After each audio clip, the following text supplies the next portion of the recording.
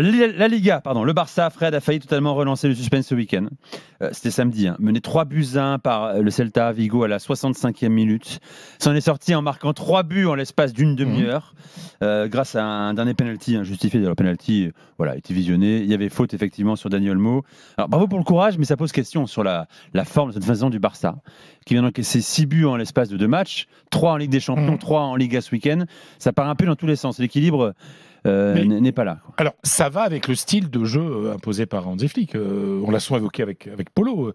C'est vrai que c'est un jeu qui est risqué. C'est vrai que là, je pense que la fatigue qui commence à se faire sentir gêne l'alignement parfait. Voilà. Je pense qu'il y a moins de hors-jeu provoqué. En tout cas, il y a plus d'erreurs dans l'alignement qui provoque ces hors-jeux-là parce qu'il y a de la fatigue, ce qui est normal. Cette fatigue qui a condamné Robert Lewandowski. On va en parler. On l'a vu, mais voilà. Donc je pense que ça compte. Après, tant qu'ils marquent un but de plus qu'ils prennent, ça va. Enfin, tu vois. Le problème, c'est s'il ne marquait pas. Il marque, et il marque beaucoup. Et il marque dans toutes les positions. Et tant que vous avez un Rafinha dans cet état de grâce, là c'est hallucinant. Enfin, 14e, 15e but cette saison en Liga. 30 au total, toutes compétitions confondues. 23 passes décisives. Non, alors, ce qui fait que... 23 passes décisives. Ça, c'est une... Je sais que mon ami Johan va me regarder quand je vais donner une statistique. Mais il y en a une qui me plaît beaucoup. Par la statistique, c'est l'influence qu'ont des joueurs par leur but et leur assistencias, cherche un mot, passes décisives. C'est-à-dire que Rafinha, par ses buts et ses passes décisives, c'est 35% des buts du Barça cette saison. Vous imaginez, c'est un petit peu plus d'un tiers des buts sont directement liés à Rafinha. C'est hallucinant, mais il est dans une forme exceptionnelle. Il est un peu nerveux. Le seul risque qu'on voit, peut-être aussi parce qu'il est un peu fatigué, qui se prend des coups aussi. On le voit, il est un peu tendu, il met des coups. Il aurait pu être expulsé ce week-end face au Celta, ce samedi. Il doit gérer cette nervosité-là, qui est peut-être liée aussi à une ultra motivation, au fait d'être dans une année où il peut tout gagner et qui sait être Ballon d'Or, parce qu'on commence à parler beaucoup de lui. Bah oui. C'est le joueur le plus brillant du club, le plus en forme du monde en ce moment. Donc ça peut avoir une influence, mais tant qu'il y a lui, tant qu'il y a Lamal qui fait des choses incroyables, qui retourne des matchs, qui a cette capacité de casser, de changer le rythme, de casser les reins de l'adversaire comme ça, il n'y aura pas trop de risques pour le Barça. Par contre, l'absence de Lewandowski, on peut se poser la question. Quelles conséquences ? C'est 3 semaines, c'est une blessure musculaire, on l'a vu pendant le match. À un moment, il s'est beaucoup touché derrière la cuisse gauche, si je ne dis pas de bêtises. Où ça sentait la blessure musculaire, la contracture, voire la petite lésion, qui est souvent liée à la fatigue aussi. L'accumulation de matchs, ça finit par peser sur la masse musculaire. La question que tu me posais, c'était est-ce que ça va avoir une conséquence ? C'est le pire moment. Ce sont les 3 semaines les plus importantes de l'année, jusqu'à preuve du contraire. Il y aura peut-être pour le Barça d'autres 3 semaines très importantes. Mais là maintenant, c'est finale de la Coupe contre le Real samedi. Il est out. C'est la semaine prochaine. Mercredi. La semaine prochaine, oui, le mercredi de la semaine prochaine. Le match aller de demi-finale de Ligue des Champions contre l'Inter. Pas n'importe qui. Sûrement le pire rival que peut rencontrer le Barça dans cette compétition, de par son jeu et les risques pris par le Barça avec sa défense très haute. Lewandowski va manquer le match aller. Ça, c'est sûr, le match aller à Barcelone. Et il y a un vrai doute sur le match retour à Milan. Donc, la question, est-ce que c'est gravissime pour le Barça ? C'est jamais anodin quand ton meilleur buteur n'est pas là, dans les moments décisifs. Cependant, mon analyse, c'est que si le Barça continue à jouer de la sorte, ils marqueront toujours. C'est-à-dire, c'est pas... Si ça continue, cette machine bien huilée continue dans ces 3 matchs qui viennent, je pense que l'absence de Lewandowski ne se fera pas sentir. Le problème, c'est s'il y a des grains de sable dans la machine. Si le Barça n'arrive pas à dérouler comme il le fait depuis des semaines et des semaines, là, l'absence de Lewandowski qui est capable de t'inventer et de te marquer un but de rien, à partir de rien, à partir de la moindre petite minimale erreur du rival, là, oui, l'absence de Lewandowski risque d'être très préjudiciable. Donc c'est qui pour le remplacer? Alors il y a plusieurs solutions. Il y a Ferran Torres. Ça paraît la solution évidente. On a mis 17 cette saison. Ferran Torres, c'est 17 cette saison en 14 matchs, mais il n'a été titaire que 14 fois. Donc 17 buts quand tu as été titulaire que 14 fois, c'est quand même très rentable. Alors après, on peut dire Olmo aussi. Alors, Ferran Torres, même Ferran, c'est un faux neuf à ce niveau-là, quoi. Tu vois, donc,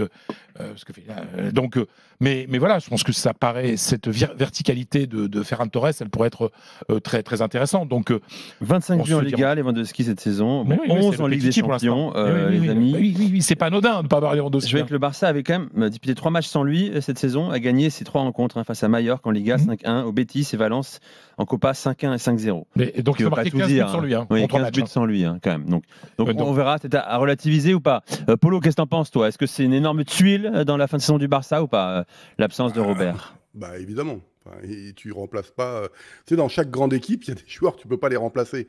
Donc quand tu perds un Lewandowski, c'est évidemment compliqué. Et je plus sois sur ce que vient de dire Fred. S'il y a bien une équipe qui peut sortir le Barça, c'est l'intelligence de jeu de l'Inter, quoi. C'est bien ce que je veux dire. C'est ce que j'ai dit, Apollo. C'est ça. Et lui, c'est ce qu'il a dit aussi. Je plus sois. Je plus sois, d'accord. Allez-y les gars. Je peux vous masser les deux, tout va bien. Et d'accord. Donc voilà, maintenant, le calendrier étant ce qu'il est, les mauvaises périodes calendaires, j'ai envie de dire, où tu rencontres plusieurs belles équipes pendant un moment, le fait de jouer tous les 3-4 jours, ça, évidemment, ça fait partie du truc. C'est commenté en Italie, Johan, la blessure de Lewandowski? Évidemment, et c'est plutôt vu comme une bonne nouvelle par la presse italienne. Après, au-delà d'une absence individuelle, c'est le collectif du Barça qui est le plus important. À partir du moment, alors ne jamais rabaisser l'importance d'un finisseur qui va te mettre les buts, etc. Mais en réalité, le système Barça permet à n'importe quel attaquant d'avoir un certain nombre d'occasions par match. Et Ferran Torres ou Dani Olmo en faux 9. Parce que Dani Olmo marque beaucoup quand même. Bien sûr, c'est pas non plus n'importe quoi. Donc oui, globalement, il met 11 buts en Ligue des Champions. Donc c'est quand même un joueur qui a été évidemment performant jusqu'à présent. Mais moi, je les trouve bien optimistes d'un seul coup après l'absence de Lewandowski. D'autant que côté Inter, il y a aussi un Marcus Thuram qui n'est pas à 100%, qui ne va pas jouer normalement la demi-finale retour de Coupe d'Italie contre l'AC Milan cette semaine, qui peut être un peu juste pour la demi-finale aller. Enfin, il sera sans doute là, mais peut-être pas à 100%. Donc, respect pour Marcus Thuram, l'importance de Marcus Thuram à l'Inter n'est pas forcément celle de Robert Lewandowski au Barça. Aujourd'hui, je pense que l'importance de Marcus Thuram est plus important dans le système de l'Inter que Lewandowski au Barça. Ça ne veut pas dire que Marcus Thuram est plus fort que Lewandowski. Non. Ça veut simplement dire que... pas sûr non plus. Ça veut simplement dire que si Marcus Thuram ne joue pas en Ligue des Champions, c'est Arnautovic. Permettez-moi de penser que Julien, tu étais d'accord avec Johan? Ouais, moi j'adore comment Lewandowski décroche, surtout parce qu'on parle beaucoup des buts. Tout dans la construction du jeu, tout part aussi de ses déplacements à lui et son jeu de haut but pour pouvoir ensuite trouver Lamine et Rafinha dans des positions notamment hautes, dans le dos de la défense adverse. Et ça, tu l'auras pas de la même façon. On l'avait vu contre le PSG, même la saison dernière, lors du match aller, par exemple, où vous avez joué très long pour battre le pressing du PSG sur Lewandowski, qui avait été très très bon dans son jeu de haut but. Et encore plus cette saison. C'est vraiment un point d'appui très très important. Et ni Torres ni Olmo n'ont vraiment ça dans leur qualité, quoi. Exactement. Bon, la bonne nouvelle aussi, c'est que Hansi Flick a dit que Ter Stegen, qui s'entraîne depuis plusieurs semaines, est apte à rejouer. Là, il va y avoir un gros débat aussi. Je sais pas comment faire avec. C'est une bonne nouvelle. Ça va être le bordel, parce que vu le niveau de Szczęsny, bon, même si ce week-end ça n'a pas été grandiose, ça risque de polluer un peu les choses. Autant quand au Real l'année dernière, Courtois s'est blessé. Bon, alors que Lunin avait fait une saison exceptionnelle, la hiérarchie, personne ne se posait la question. Autant là, il y a questionnement et il y aura questionnement. D'ailleurs, je vous conseille. Il y avait eu questionnement au retour de Courtois par rapport à Lunin en disant Lunin a été tellement bon. Est-ce qu'il faut remettre Courtois? Sauf que Courtois, il a fait un match, il a fait 4 arrets. Que personne n'est capable de faire. Peut-être que Ter Stegen fera pareil. Oui, je sais, c'est ça. Mais je te dis, et là, les gens disent c'est bon. Et qui a joué en finale? Qui jouait en finale des champions et a été excellent? C'est Courtois. Mais avant qu'il rejoue, il y je eu le débat. Lunin a été tellement fort, est-ce qu'il faut le remettre? Mais je pense que l'écart sur le papier était beaucoup plus grand entre Lunin et je veux dire, et le statut entre Lunin. Le statut écrasant de Thibaut Courtois. Et Courtois. Et là, Szczęsny, qui est quand même un grand gardien. Parce que Lunin, c'est un gardien de revenir. Oui, mais enfin, t'as vu ce qu'il fait. Et Ter Stegen.